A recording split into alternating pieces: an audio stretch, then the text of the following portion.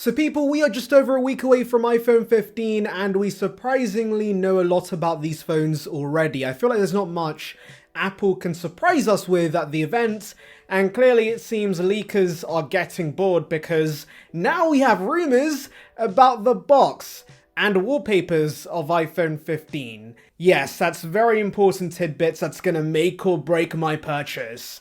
Anyways, let's delve into it. So beginning with the box, a Weibo source has gone through the effort of hand drawing the wallpaper that's going to be on the box of iPhone 15 Pro, and then some guy on Twitter that has way too much time in his hands made a concept image, and well, here we are. Wow, it's a box with an S on it. Now if you're wondering what the S stands for, I think it stands for stagnant because this really is just a 14S. Okay, I'm joking slightly. Apple's obviously not going to admit that. And what people on the interwebs are theorizing is that the S highlights the thinner bezels, as if consumers are gonna care about that.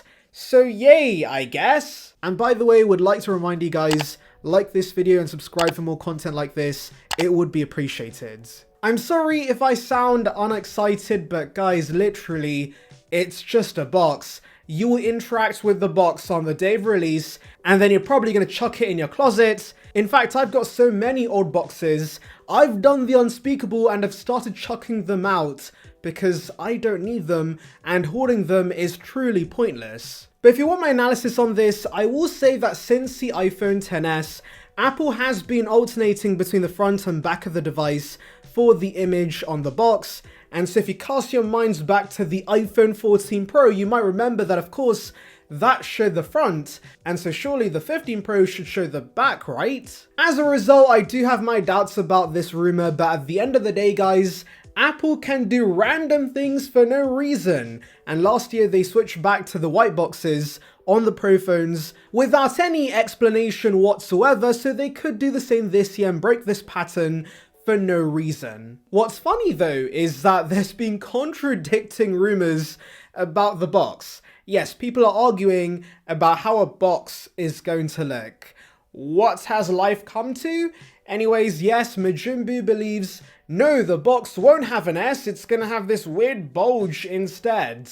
And honestly guys, I feel like people are making this up out of boredom, but yeah, there's that. Now the exciting news does not end there because we have rumors about the wallpaper on iPhone 15 Pro. Yes, the default wallpaper you're instantly gonna change anyways. Obviously, this hand-drawn image that surfaced on Weibo is just a crappy drawing of a 15 Pro with a squiggle on it. So another guy on Twitter called William came up with what he thought the wallpaper could look like.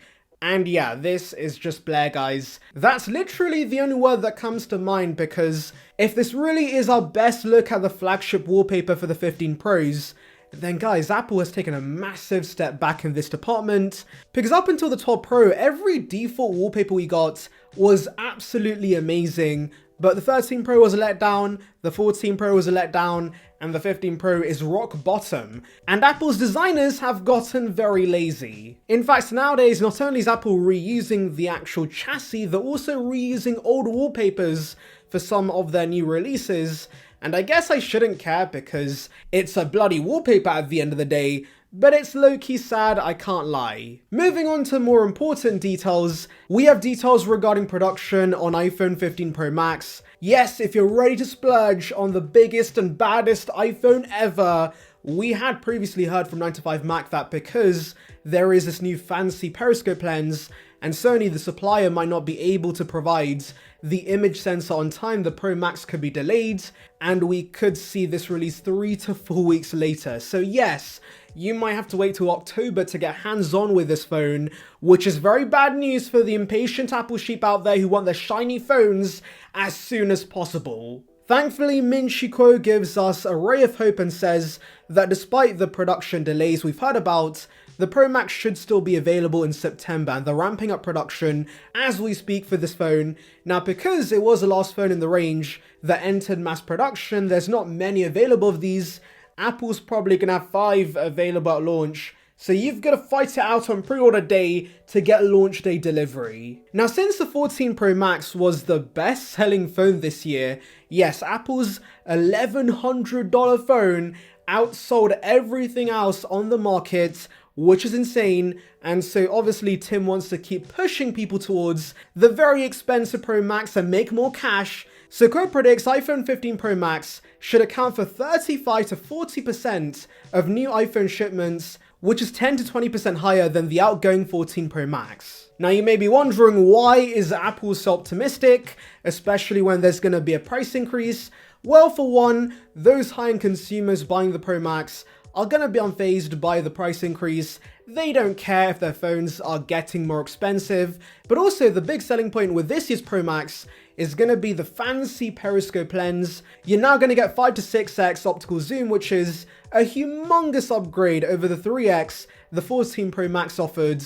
And the suppliers producing these modules has currently made 15 to 20 million of these components, and that's going to increase to 30 million units early next year. So Apple's going to be shifting a ton of these Pro Maxes. The Pro Max lens also is 3 to 4 times more expensive than a traditional high-end lens. That is quite an increase, so I'm sure you guys understand why Apple's increasing prices. It's not just because Tim is greedy and wants more cash, it's because these components are getting more expensive for Apple to produce. Now honestly, I do believe this. As I said, I doubt those high-end consumers are going to be fazed by price increases. I know we have heard demand for the 15 series overall is going to be slightly lower, but I do think more high-end consumers this year are getting the Pro Maxes, and so that should keep the average selling price of iPhones relatively high, which is fantastic news for Apple. Also, if you think about it, most are not paying outright for these phones. They're getting on contract, and a $100 price increase is only going to increase their monthly price by a few dollars. And so yeah, for the high-end consumers, they couldn't care less about the price hikes. Anyways, Quo then regurgitates things we already know. So for example, the Pro phones are getting a titanium frame that's going to be lighter. There's going to be Type-C, which of course is going to get the techies tingling. There's also Dynamic Island on the regular models, A17 on the Pros, as well as the action button, and also Wi-Fi 6E support. I'm sure you guys have heard all those details millions of times, but let this be a recap for you guys. Quo does interestingly tell us there were production issues with the titanium frame, the display panels, the batteries, and the new stack sensor on the 15 and 15 Plus. That's a lot of components to have issues with, but thankfully all those issues have been fixed because Tim is a logistics mastermind. Quo also recaps the colors, which are grey, silver, black, and blue for the Pro phones, and the 15 and 15 Plus are getting black, pink, yellow, blue, and green. Now, I've already expressed my disappointment for how dull these colors are many times in the past in previous videos, so I won't rant about these again, because if I begin ranting about the colors, we're gonna be here for 3 to 4 hours. And yeah, I've had enough ranting about these. I guess I just have to accept the colors are pretty bad this year. Moving on to Apple's overpriced first-party cases, we had heard they were getting rid of leather cases because it was bad for the environment and Apple wants to become more green, so they're replacing it with a fine woven case. We have images of the packaging and the alleged case, and I'll be honest guys, this all seems hella sus, and I have my doubts. The name Fine Woven, for one, does not sound very Apple-like. Now yes, they have used the woven name in the past for Apple Watch bands, but how it's written on the box and other parts of the packaging seems pretty iffy, I can't lie, and apparently it's possible these were photoshopped. I'm not sure what's going on, but yeah, take all of this with a grain of salt. Now moving to the actual case, I'm also a little mixed on this. It does seem to have a nice suede, I don't know how you say it, but this word, I think that's the back, and that's gonna feel quite nice. But why does this texture not wrap around the sides? It looks a little cheap in my opinion to have this rubbery material on the sides. So alarm bells are ringing whenever I see leaks on this case. It's gotta be fake, guys. And I do want to mention that ever credible Apple guru Mr. Gurman has confirmed there will be no leather cases, so that very much is true, but I just have doubts this is going to be the replacement, and I'm hoping that Apple just goes with a foul leather material instead, because that looks and feels exactly like leather, but of course, cows aren't killed in the process. Anyways, let me know your thoughts in the comments, make sure to like and subscribe for more content like this, and thank you for watching.